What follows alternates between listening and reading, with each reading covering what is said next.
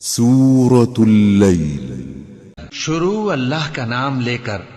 جو بڑا مہربان نہایت رحم والا ہے۔ رات کی قسم جب وہ چھا جائے اور دن کی قسم جب وہ روشن ہو جائے،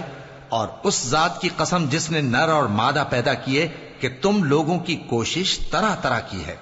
سو جس نے اللہ کے رستے میں مال دیا اور پرہیزگاری کی اور بہترین بات یعنی کلمہ توحید کو سچ جانا، تو اس کو ہم آسان طریقے کی توفیق دیں گے، اور جس نے بخل کیا اور بے پرواہ بنا رہا اور بہترین بات کو جھوٹ سمجھا، تو ہم اسے رفتہ رفتہ سختی میں پہنچا دیں گے، اور جب وہ دوزخ کے گڑھے میں گرے گا تو اس کا مال اس کے کچھ بھی کام نہ آئے گا۔ یقیناً راہ دکھا دینا ہمارا ذمہ ہے، اور بے شک آخرت اور دنیا ہماری ہی ملکیت ہیں۔ سو میں نے تم کو بھڑکتی آگ سے خبردار کر دیا ہے، اس میں وہی داخل ہوگا جو بڑا بدبخت ہے، جس نے جھٹلایا اور منہ پھیرا، اور جو بڑا پرہیزگار ہے وہ اس سے بچا لیا جائے گا۔